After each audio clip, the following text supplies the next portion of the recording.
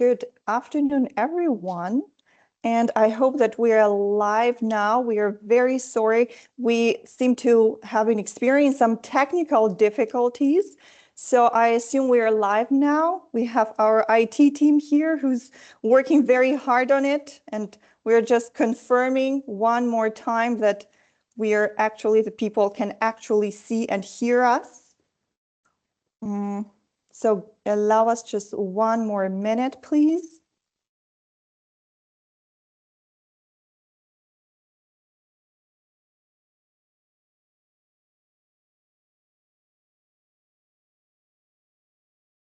Excellent. It looks like we are live now. So again, good afternoon, everyone. And we are so sorry about the difficulties, the technical difficulties that we were having. Thank you for joining our webinar today. My name is Anna Cajot, and I am the International Director for Negotiation Conferences at the Schroner Negotiation Institute. At the Institute, we are deeply committed to helping people improve their negotiation skills. We believe that this is one of the most important competencies for leaders and for anyone who wants to ensure their voices and perspectives are heard. 3 years ago, I launched She's the Negotiator initiative to strengthen our commitment to amplifying women's voices within organizations and at the negotiation tables. We know that women are often underrepresented at negotiation tables globally. Research and experience shows that this is frequently linked to gaps in training, sponsorship, mentorship, and confidence. The question is, how and what can we do about it? Our initiative is designed to address this challenge. Our goal is to empower women to negotiate with confidence, clarity, and play to win mindset while engaging men as active allies. So today we will examine negotiation in the private sector before broadening our scope to the public sector. We'll explore systems, geopolitics, and institutional negotiations to connect these two worlds, as the private and public sectors have a lot to learn from each other. We strongly believe that by fostering dialogue and collaboration, we can create a real impact, opening doors to negotiation rooms and ensuring that more women alongside men have a true seat at the table. So before we officially start, just a few housekeeping notes. The chat function for this webinar is disabled. If you have any questions, please submit them in the Q&A section. If you have any technical difficulties, please send us an email at info@schroner.com. Our speaker will answer as many questions as possible as the time allows at the end of the webinar. Before posting your questions, however, please make sure that this question hasn't been asked already. The session will not be recorded. We will, however, send you the key takeaways and the summary via an email tomorrow, along with the resources on Beth's work, her book, and of course, the ways to engage with her. We also will share more information about the Schroner Negotiation Institute and the possible next steps you could take to improve your negotiation skills.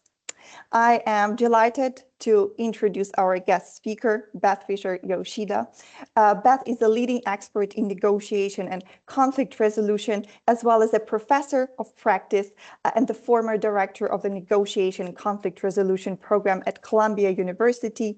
With decades of global experience, she's renowned for helping female leaders transform how they communicate, collaborate, and negotiate. She's also the author of the book, New Story, New Power, A Woman's Guide to Negotiation, which provides women with practical tools to reframe the internal narratives that often hold us back. So welcome, Beth. It is great to have you with us. Thank you so much, Anne. I'm looking forward to our conversation today. Excellent. I would also like to extend a warm welcome to our moderators, Karin Muniaini, the Senior Advisor for Negotiation Conferences at the Schroner Negotiation Institute. She will be moderating the first session with Beth on private sector negotiation, as well as Marzia Marastoni, the director at Negotiation Council Geneva, that is part of the Schroner Negotiation Institute. She will lead the conversation with Beth on public sector and diplomatic negotiation. Again, if you are experiencing some technical difficulties, please email us at info@schroner.com. And now over to you, Karin. Thank you, Anna, and thank you again, Beth, for being here with us today. Let's dive right in. First question, in today's private sector, where are women still negotiating from structural disadvantage, even when they hold senior titles? Right. So some of this actually has come out of the research I've conducted, the research I've read in other places. And so we're conditioned to look at who has traditionally held the senior positions in an organization, and that would be men, right? So even when women rise up the ranks and hold the title of a senior position, they're not necessarily deferred to as the senior person in the room. So people have said to me where, I'm the senior person and I have a male colleague who's junior to me, yet the client directs all conversation to my male colleague. So then what do I do? And of course I ask, what do you do? So, well, I don't want to undermine the effectiveness of my colleague, but I have an agreement with him in advance that he will throw back the conversation to me and redirect the client to me. So I think that systemically, we're still not quite there, even though we do have titles. But in general, I think it's still slow moving up the ranks. Unfortunately. Yeah. From your research and experience, what is the most misunderstood difference in how men and women approach negotiation? Yeah, I also want to put in a disclaimer or a caveat that what I'm going to say is in general, it doesn't mean every single woman and every single man behaves this way, but in general, women are wired to really want to build connection and build relationship, create value, right? Not just being aggressive. It doesn't mean that we don't have super assertive women who don't necessarily do that. They're more transactional, or men who are not relational. That's not what I'm saying. But in general, the way women are wired and the way we sort of have been acculturated into our societies is that we look for that connection and that relationship building in our negotiations. Okay. In corporate negotiations, specifically the sort of hardcore M&A funding, executive compensation types, what patterns do you see that disadvantage women? Is it perception? Is it framing? Is it risk tolerance, sponsorship? I think D, all the above. And I think what happens is from some research, more recent market research I've done, is that we notice that some of the comments women have made have been really fascinating, where when they go into the negotiation room, so separate from potentially over preparing, they go into the negotiation room and part of their attention is diverted away from the actual negotiation to how am I being perceived in the room. So women will intentionally like just slow down or calm their voice or not be assertive or be very concerned about how they're being perceived, and or like, how am I coming off? I don't want to be perceived in a certain way, even though they want to be assertive and we're told get in there and be assertive and negotiate for what you want. We're still also thinking about, okay, but how am I being perceived? So that's still a real big, maybe a hindrance in the sense where if you have 100% energy, any amount you divert to something else is taking it away from concentrating on the ebb and the flow of the negotiation itself. So yes, women can be assertive, but maybe with some side effects of doing that. Yeah, and that's a very interesting point, because my other question was also a bit more about this assertiveness, encouraging women to be more assertive. And is that, we question, is that really complete? Is it incomplete? Is it just about assertiveness? What else is missing? I would say that it's starting with confidence, right? And it's starting with being grounded, being centered, and believing in yourself. It doesn't mean you know all the answers. It means that you have confidence that whatever comes your way, you'll be able to handle it. You'll be able to manage it. And even if you get stumped, it's okay to ask questions, ask for clarification, go back, paraphrase something, and all of that. So that's what it starts with. Now, how this manifests itself, I think, could be in tone of voice. It could be in women tend to qualify what they say more like, oh, well, it might be, men don't tend to do that as much. They say, this is what it is, or a little bit more direct. Now, it doesn't mean a woman can do that and be perceived the same way, because she won't, right? So it just means that if you have that confidence, then it also comes out in your body posture, in your mannerisms, in how you hold yourself. And then I think you just give off a certain air, a certain ambiance that says, I know what I'm doing. And it's not arrogance. It's just like, I know what I'm doing. I'm a solid person here and I have confidence. Let's connect and let's relate in that way. So I think it starts with the confidence. Yes, yes, no, I agree. And, this whole negotiating with authority is fine as is, but it does sometimes by the perceiver maybe come across, well, backlashes maybe comes across as, in some cases, too much so, or too aggressive. And I wonder what your experience there has been. How does a woman exude authority, negotiate with authority without it backfiring and being called names or you're too tough, etc.? Yeah. So I think, part of it is the preparation and being able to support whatever you're saying with evidence. And I remember years ago, I was doing some research for my book that came out in 23. And one of the things I remember coming out of a woman who had like more than 25 years working in a very male-dominated engineering related field. And she said, I could not express emotion initially because they would just tune out. That's not how they connected. And I couldn't do that. So I had to learn, and I like this, I got to meet them where they are and then take them where I want to go, which I believe in that philosophy. So I had to, this woman was saying, solid evidence, very rational, although of course there's some emotionality and rationalization too, not express emotions. And that's how I connected with the people I worked with, because I was like the only woman, this is like 25, 30 years ago, there weren't as many women in engineering as there are today. So then once she was able to do that and build relationships and then communicate, she could introduce more emotion in her conversations and so on, because they already had a relationship, they already knew, and they knew who she was. So being very evidence-based, I think really goes a long way in making it very solid. Mm. Thank you. So I guess it's a little bit like trotting that fine line about really believing in your authenticity, but also being ultra prepared and kind of at the level that the counterparty is at, or that you think is demanded of you, right? That juggling of being authentic, but also performing. So there's kind of a crunch on theatrical versus authenticity, right? Yeah.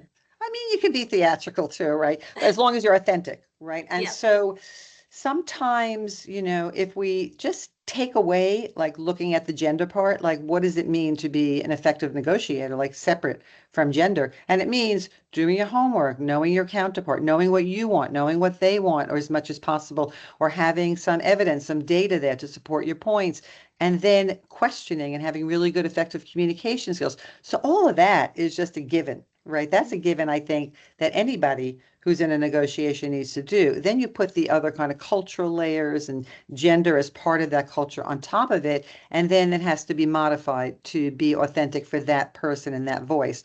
But somebody coming from a different culture, being a woman or being a man, would be different from a different culture, right? So there's all of those different nuances in that way. But at the end of the day, knowing your data, being prepared, all of that goes a long way. Mm-hmm, mm-hmm. And I wonder what has been researched with regards to the impact of women, but also men who under negotiate contracts. Do we know what that cost to an organization is when salary, influence, deal, strategic positioning is under negotiated for whatever reason? Do we have a sense of that?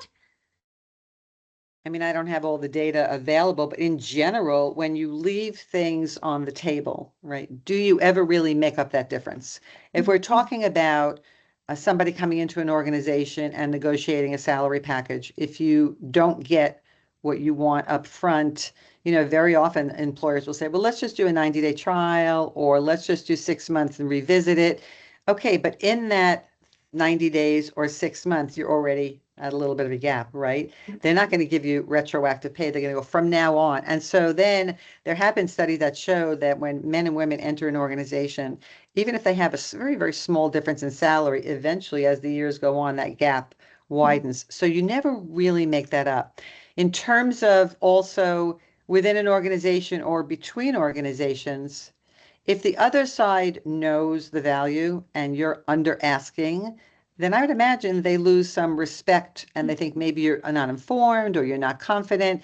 And so a couple of things can happen from that. One is that they do lose respect for you. And the other is that, well, if you're doing this here with me and we're supposed to be in partnership, where are you underselling us somewhere else, right? Where can I really trust that you're going to represent us in partnership to the fullest extent I want to be represented if you're not even doing that here? So I think they start to question the reliability, right, and the effectiveness of the negotiator if you leave things on the table. Now, maybe there's a way of coming back in a different way, but not necessarily drawing attention to that, but making it up in other ways. But that initial impression you can only have once, right? Yeah, So that's true.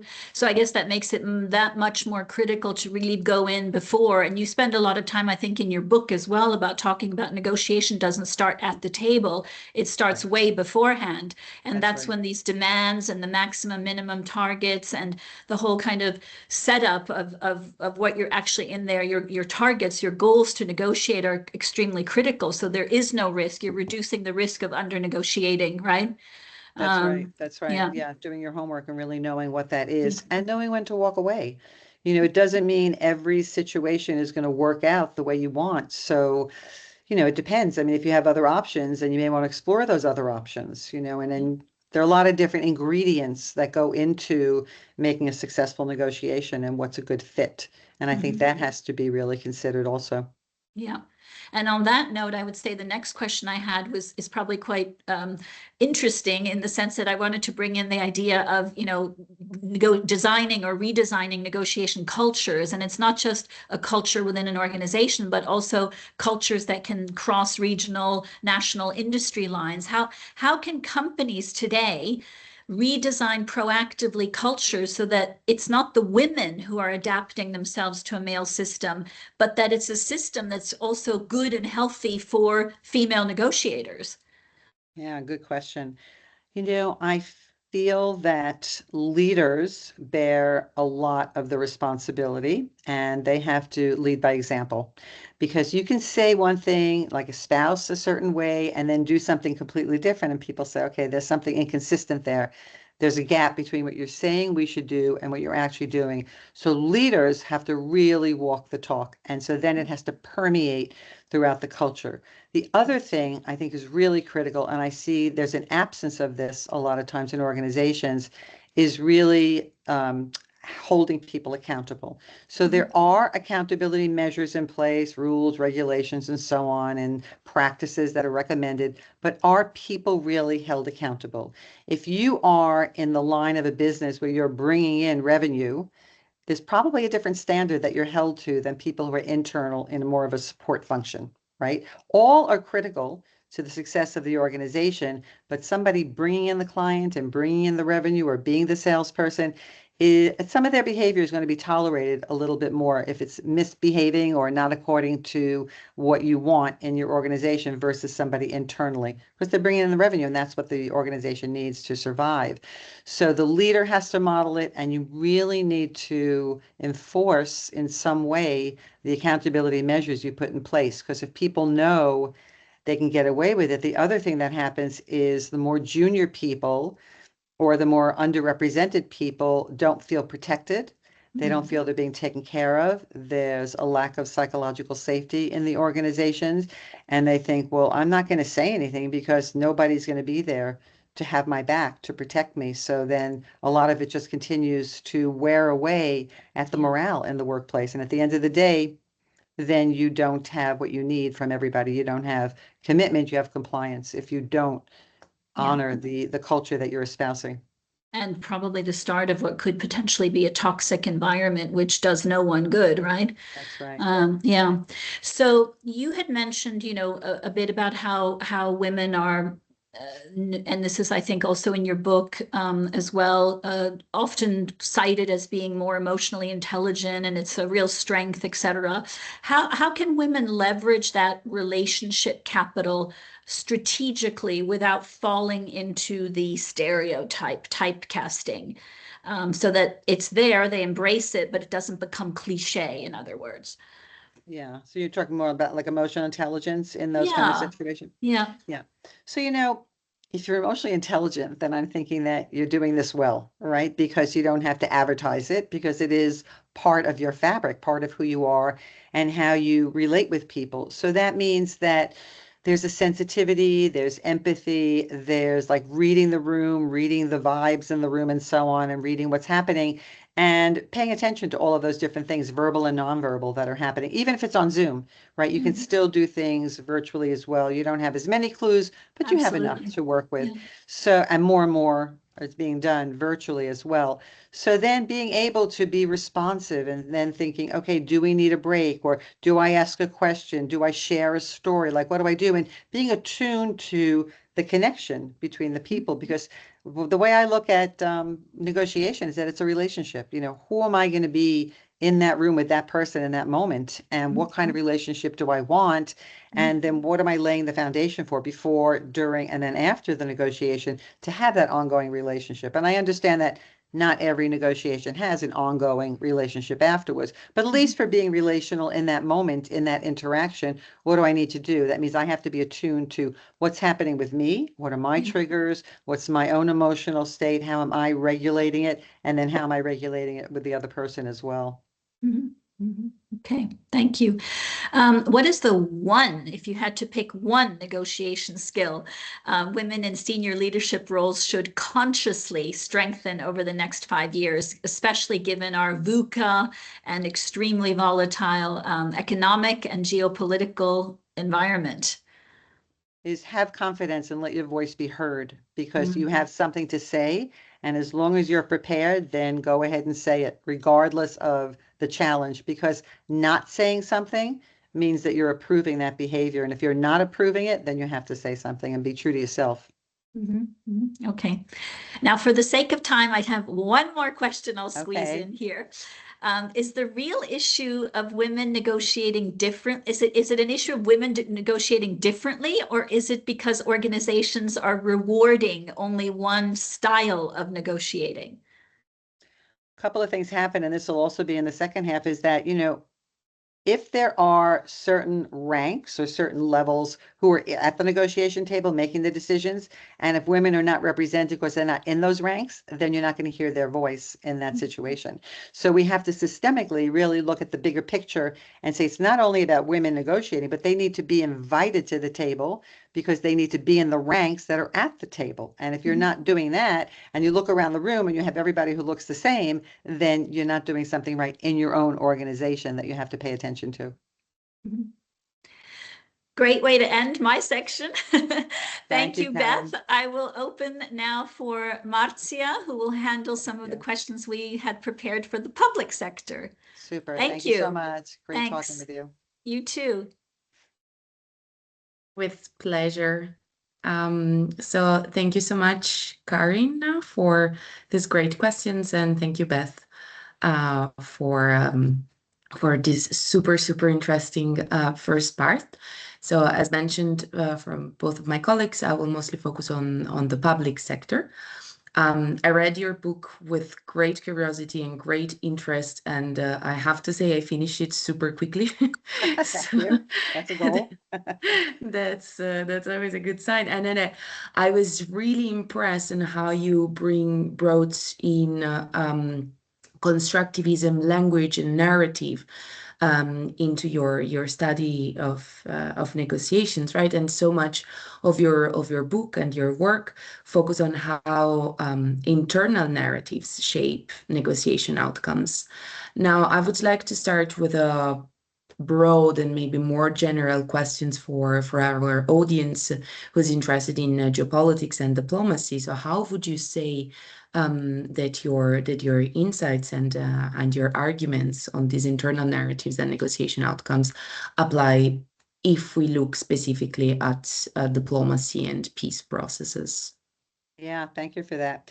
So, internal narratives come from somewhere, right? And so they come from all of our background, our experiences, our education, our family, communities, et cetera, et cetera, et cetera. And the media and social media these days is even more prominent.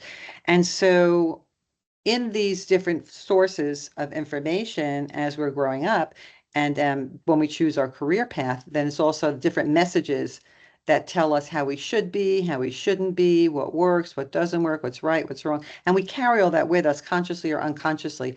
And it shapes our worldview so that when we go into a situation, all of that is shaping how we even talk, how we show up, how we have a voice, or if we don't have a voice, and all of that. So it's very critical to know what these sources of this narratives are, because some of them work for you and some of them don't. And you need to be aware of that, because otherwise they're going to show up anyway. It's not like you can hide it because it's just all of who you are in that space. Yeah. No, I definitely find it brilliant how to, bring in years of history and social constructivism into your work. So much of your book, the examples that you give are mostly from the private sector. And so I was wondering, in your opinion, are the challenges that women face in the private sector or corporate boardrooms similar to those faced in diplomacy and peace negotiations? Absolutely, because, we are just manifesting it in a different context. Of course, there are other influences that shape what that context is. And I mean, I've consulted many years at the United Nations, more than 25, and I've worked with people in the public sector globally, like in New York area, in the US and globally. And certain things transpire, they just take place all across the board. And one would be that the narratives we carry show up in different places, just that everybody we are interacting with then also brings their narrative. So it could be other women, men, however people identify, and then all the different cultures in the world. And so there are some cultures that have very strong and specific views about the role of a woman and where a woman gets placed and where a woman should be. And some on the, if I think of it on a continuum, are more flexible in where women can show up and all of that. So then right away, there's a perception because of all these stories and culturally influence about what a woman's role is and if a woman should show up or not. But I think the challenges are always there because, like, if I think about the United Nations, it's a microcosm of the world, and you are constantly having people of different cultural orientations interacting with one another. Now, of course, there was the culture of that organization. And even when we think about diplomacy and people in the public sector, pretty much they're all working inside of an organizational context as well. So there's this interactive blend between diplomacy and organizational work and then gender and culture that all comes together in one way or another, how they influence each other. Yeah. No, that's very, very interesting. And I think, as Anna said at the beginning, right, there's so much that these two sectors, the private and the public, can learn. And your answer is proving that. So in terms of let's say power dynamic and power structure, which in my understanding is one of the core theme of your book. In international relations, in diplomacy, peace processes, negotiation often unfold in context marked by power asymmetry and long-standing conflicts that also have been on place for decades. So my question is, how do women leaders who are part of those processes, how they can establish more legitimacy and authority in these environments? What would be your advice for them? So if they are at the table, which a lot are not, right? But if they are, let's just say in a peace negotiation, there's research that shows that when women are involved in peace negotiations, they have more of a chance of being successful and sustainable, right? So that alone should be a really good advertisement. The other piece I did mention earlier is also that if there's a certain level, a certain rank of person who's invited into that discussion, invited into or eligible to be in that negotiation, then women are not represented in those ranks. So just by that process of elimination, they're not at the table. But then if they are at the table, they manage to get through all of that, they manage to be at the right rank at the table, and they're there, then first of all, they have to have internal, with their own constituents, their own team, they have to have that agreement that they are as equal a member of that team as anybody else, and that they support that, which means everybody on that team is all one voice. Of course, they can have variations, but they're all speaking from one orientation and will protect each other in that space as well. And so that's another way of adding that legitimacy. So it happens, systemically, even before they get to the table. It's like, are they even in those ranks? Are we moving them up? And what's the value added that they bring? And when that gets recognized, that's its own power. If we think that in most places of the world, women are at least half the population, then how do you not have that representation at the table? It doesn't mean they only represent women, but it just means that you have a more diverse body of voices there representing the bigger constituency, the bigger population in those negotiations. Yeah, that's definitely a very useful, I think, lens to see peace processes and peace negotiations.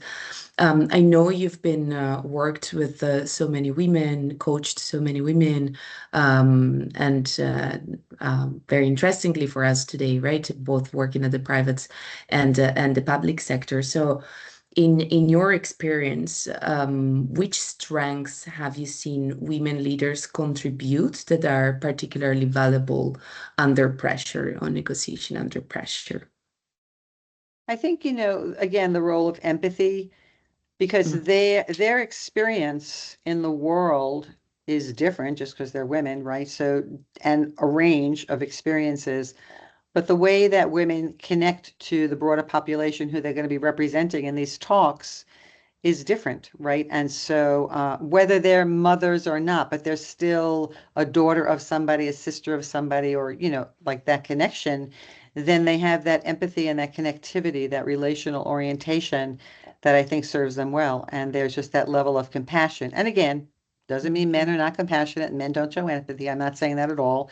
There are some very much, but socially, the way we are acculturated, the way we are raised, it's just more a natural part of who we are and how we are. And that just comes with the territory of being a woman, right? So it's not, some women may have to work at it more than others, but it's just there. It's innate and nurtured as well. Yeah. So would you say, follow-up question on what you are on your answer, would you say that there's also a positive effect of certain narratives or culturally how we grow up, like this empathic side that we are discussing? I think it is a positive. And then again, it doesn't mean that you should bow down and let everybody go because you care more about them than yourself. If you're going to be at the Olympics, you're not going to say to somebody, oh, you just get a head start and run, and I'll catch up with you. You're not going to do that in a race. So you want to be there, and it's really about the balance of creating and claiming value. And so because we might naturally be empathic, it doesn't mean we don't have self-empathy too, right? So you have to direct some of that back to self and make sure that you're an equal player. It doesn't mean you're bowing down. It means that you're equal player and you can still be compassionate and want your piece too, because at the end of the day, when more parties walk away satisfied, it just seems more sustainable and is more sustainable than if somebody's really disadvantaged. They're not going to feel good about it and they're going to be resentful, and then that's going to come back in some way or another. So you want people to walk away with some level of satisfaction and dignity about what they did at the table. Yeah. And how they were treated. Yeah, absolutely. Yeah, I found this part very fascinating of your work, as I said before, this narrative and also thinking about the positive and negative consequences. If I one of the parts that I like about your book a lot was the invitation, your invitation to explore how we can reshape our internal narratives to negotiate more effectively. So once again, I would like to invite you to elaborate a little bit more on how do you think that this concept of reshaping internal narrative can apply in diplomacy and geopolitics, particularly, where negotiations often involve deeply national narratives, cultural narratives, as you said before, and collective identities. Yeah, I mean, it's definitely nuanced and can be tricky in some situations. If you were raised to respect your elders and not to challenge, not to talk back, right? Even though you've grown up, matured, and you've learned other things, that little narrative is still in there somewhere. So here you are at a table and you're negotiating, and it's getting tough because people are not necessarily giving, and it's an older man that you're negotiating against. And then you're thinking, I need to assert myself, I need to get in there, but I'm also, don't be like that, be nice, and all of that. So all of those narratives are competing for attention. And sometimes you don't even know you have that narrative in there until you're in a situation where, oh, where did that come from? Well, the more you do a self-exploration, then the more you know about who you are and what are the stories you carry and how they're affecting you. And it's interesting because sometimes people may say about other people, like, why would they do that? It's just causing them harm. Why are they doing that? Or why are they playing victim? Like, why are they accepting victimhood about things? Because we all gain something from doing that. And maybe we're getting a kind of attention. It's not healthy necessarily, but we're getting something that fills some kind of need that we have. So understanding the source of where those stories come from, how they serve us, because they all do, otherwise we wouldn't use them. We discard so many other stories that don't have a purpose for us. So where is that source coming from? Is it a healthy use? Is it constructive? How can I grow it if it's working really well and it's a great story I want to hang on to? And then how do I like say, oh, you know what? This is really, yeah, it's getting me what I want in this moment, but the side effects are worse and I don't want to do that anymore. How do I rewrite that narrative to serve me better with a healthier purpose? And then again, this is life work. It's like you're constantly in different situations with different people at different issues. And then different stories are going to surface, and then you need to identify what are the ones I want to hold on to? What are the ones I want to rewrite? Because you can't just delete it. I like just press the delete button. You can't do that because then something else is going to fill that gap, that space. So you want to fill it with something that you want to be there. That's constructive. Yeah, absolutely. So a lot of self-reflection, self-analysis, really taking the time to understand your past, where you're coming from, your history, your culture, a lot of self-consciousness Yeah. process. Yeah. Yeah. Okay. And then when you're getting a reaction from somebody, it's also could be that other person questioning himself or herself, not only like you've triggered something for them because it's relational, right? So as you're doing things and as you're modifying things, then it's also impacting the other person as well, who then reflects to you in a different way. Yeah, absolutely. So as a young woman, to follow up on what you're saying, as a young woman who is very interested in negotiation and would like to start this career, either in the private sector or in the public sector, after hearing your great insights about internal narratives and self-consciousness, which suggestion you would give to this person, how to start, where to start?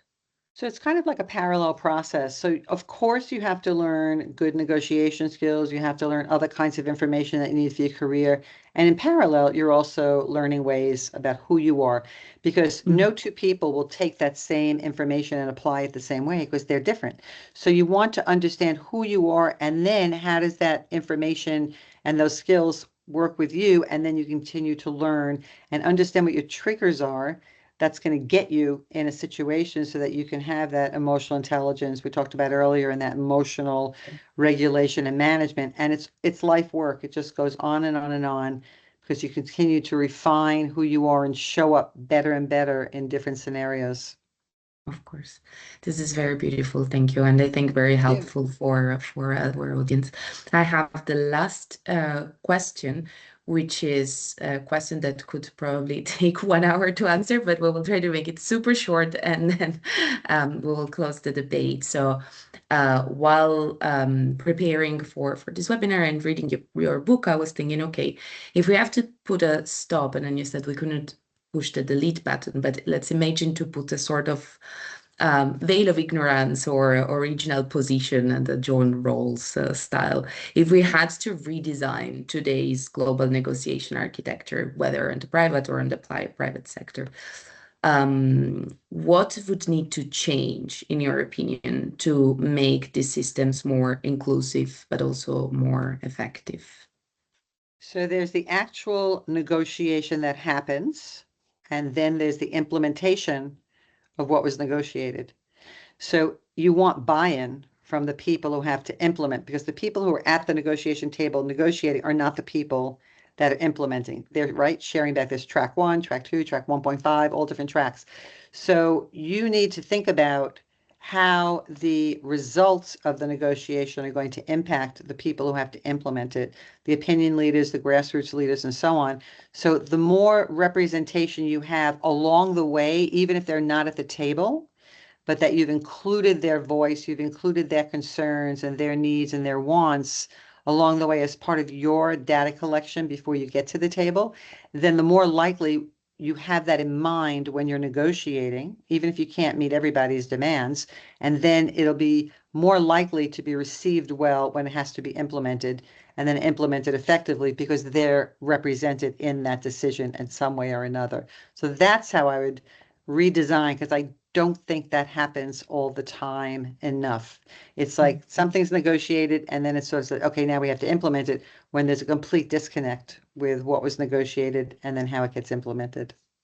Yeah, fantastic. Well, we hope we will get there. Yeah, fingers crossed.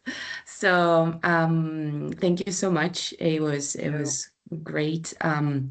If I had to ask you maybe on your main takeaways, or just to close this great conversation between me and you and Karin and Anna, and before opening to our audience, like what would you say are the main takeaways? What we can all get home tonight with the main takeaways?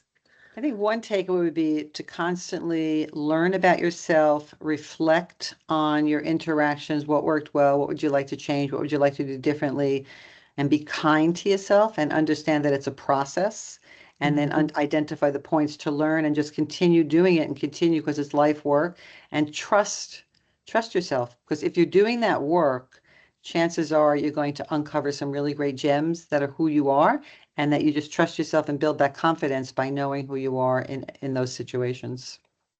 Yeah, that's very, very deep and very beautiful. So thank you. Thank you. I will leave the floor to Anna right now for the final Great. remarks. Thank you so Thank much, you so Marcia. much. Thank you. Thank you. Thank you, Marcia, and thank you, Beth. It was Thank you. a great conversation. We just have one more question, and we still have some time, right? I will just shorten the question a bit. Essentially, it is about solo female founders without a male co-founder. How could solo female founders navigate the bias in negotiation with clients and investors? I have interviewed quite a few female founders of organizations and so on, and you have to believe, of course, in your service or your product that you have in your organization, and then that's the selling point. Again, know who you are, know what it is, and know your value to others, and that's why you can be strong in that situation. I think it was Yunus, right? Mohammed Yunus, I think, with microfinancing. It's a little different than investing in a venture capitalist, but just that point, I think way over 95% of women who took these micro loans paid them back. So the track record of women borrowing money and paying back at that small level is solid, and that will only grow in the big level as well. So that more and more women founders are there and getting people to invest in them. So you have to believe in your product, your service, and yourself and what you're doing.